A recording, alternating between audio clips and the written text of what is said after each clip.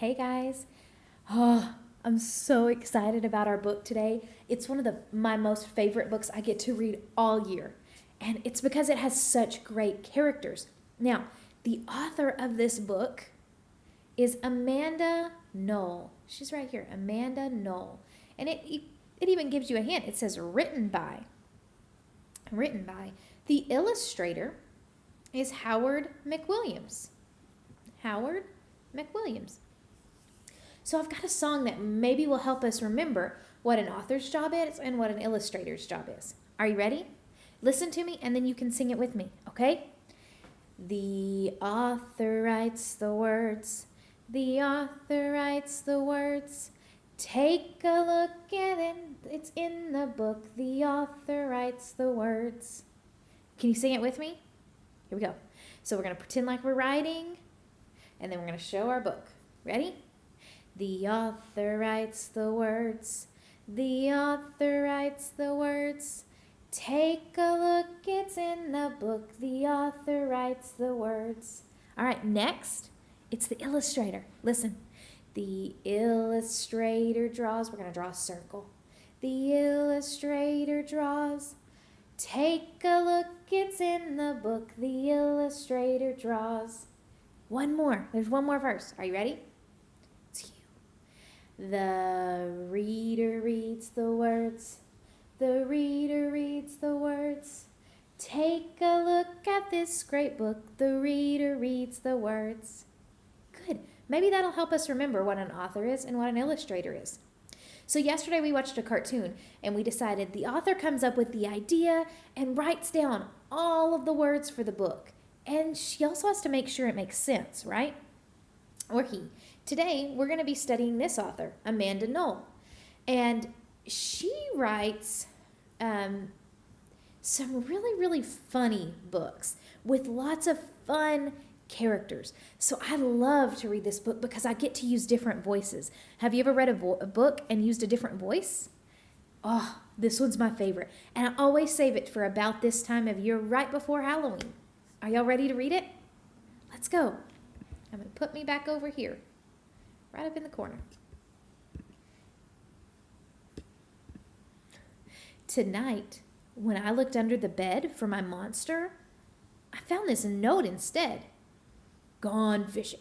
Back in a week. Gabe. What was I going to do? I needed my monster under my bed. How was I supposed to get to sleep if my monster was gone?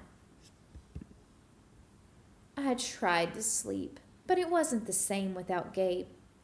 I missed his ragged breathing, his nose whistling, and the scrabbing of his uncut claws.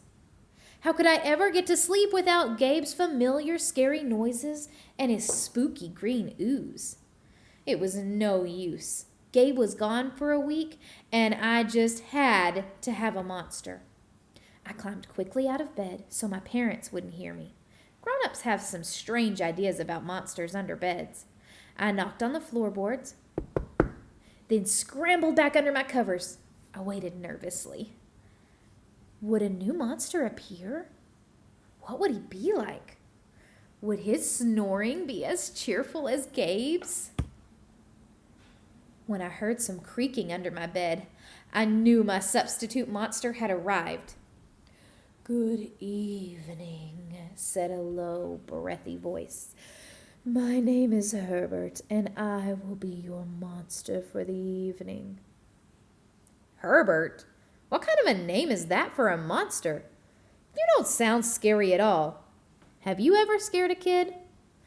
Well, no, but I have read all the best books on the topic. Do you have long teeth and scratchy claws? I asked. No, but I have an overbite, and I'm a mouth breather. Listen.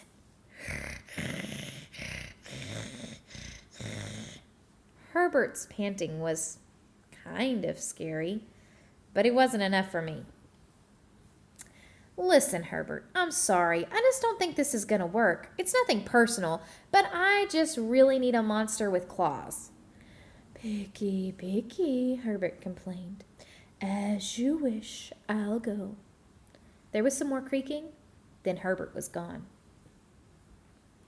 Some scratching warned me that the second monster had appeared. Good evening, he said in a high, silky voice. My name is Ralph. I understand you need a monster with claws. If you would please lean over, I will hold my arm out for inspection. I leaned over the edge of the bed, hoping to see terrible, horrible, shaggy arms with sharp, ragged nails. Instead, I was surprised to see a sleekly brushed fur with smooth, shiny claws. Excuse me. I don't mean to be rude, I asked, but is that nail polish on your claws? Yes, Ralph replied. I believe professional monsters should always be well groomed. I could tell this was not going to work either. I'm sorry to disappoint you, Ralph, but I need a monster with scary claws. Like Gabe's, I thought. I heard some more scratching, and I knew Ralph was gone. A minute later, a third voice from under my bed rasped, Check out these claws, kid. I gathered my courage and peered over the edge. The claws were impressive, jagged and dark and razor sharp. So far, so good. I was a little nervous. Could you stick out your tail? I whispered. Sure, but don't get scared.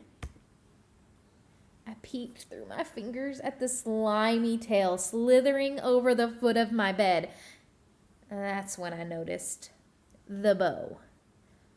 Are you a girl monster? Of course I am, she snapped. I'm Cynthia. Do you have a problem with that? Yeah, I do, I admitted. I definitely need a boy monster. Boy monsters are for boys, and girl monsters are for girls. Everybody knows that.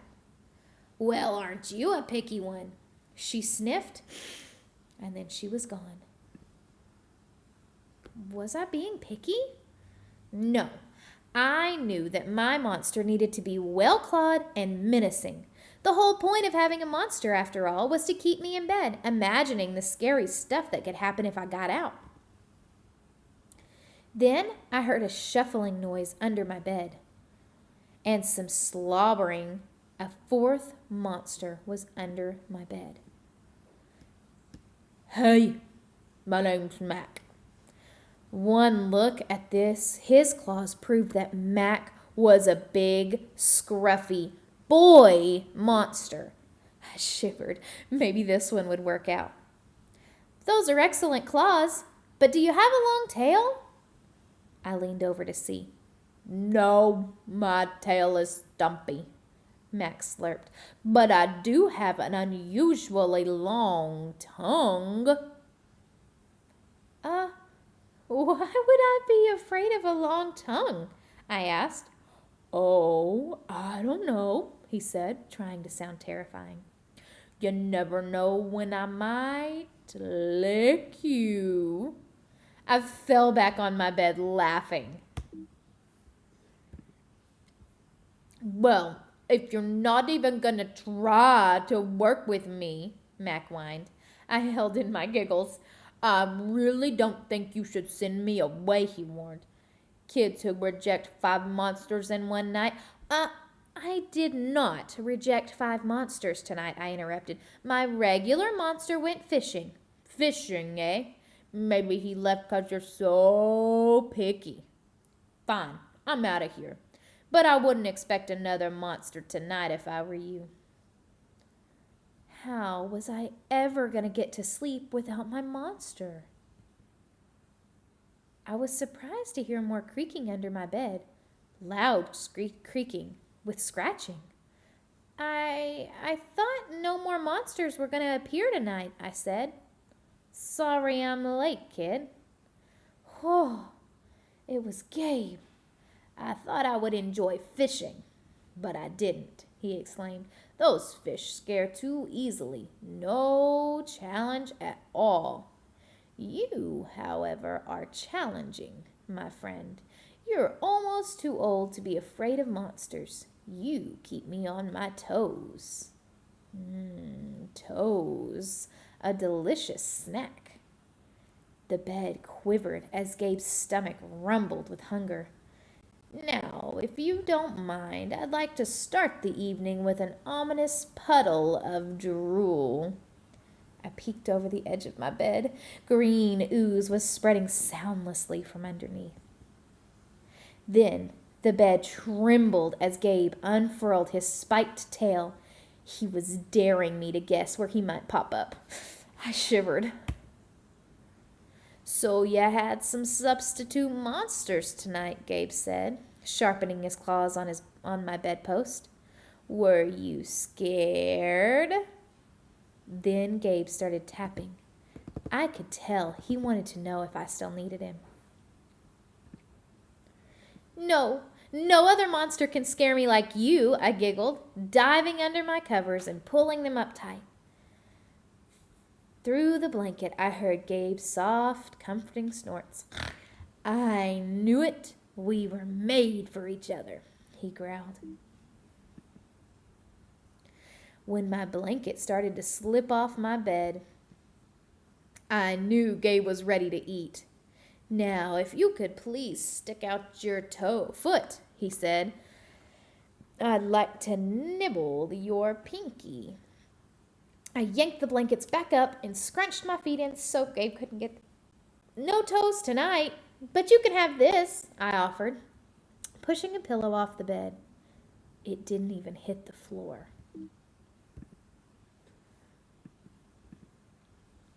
Gabe was back. The ooze was perfect, and everything was back to normal. I shivered again. I'd be asleep in no time. I love this book. So there's so many things that the author includes that make it fun to read. So let's go back and look. Let's take a look at some of the things. So the illustrator does a really, really good job of coming up with these wild pictures, right? Let's go back and look. So first thing I noticed that the illustrator did, look at his face and look at his face. Good readers are really good at looking at the whole picture. So when I see his face on this page, I know he's pretty worried. How do I know that? He drew his eyebrows up. His face is like this. Oh, if you make a face like that, are you happy? Probably not. And the illustrator included that. So another thing that the author did was come up with these characters and tell you what their voices sounded like. So whenever we went to, let's see, this one. It says, "Good evening," in a high, silky voice. "My name is Ralph." What does a high, silky voice mean? Well, did you hear what I did with my voice when we were reading it? I made it higher, the pitch of my voice. Hi. And it kind of slides. So whenever it tells me what kind of voice they have, it even makes me have a better picture in my head of what this monster might be or what this monster might do or sound like. Those details are all things that the author includes. So I loved the illustrations in this, though. I think drawing monsters would be so fun. Don't you?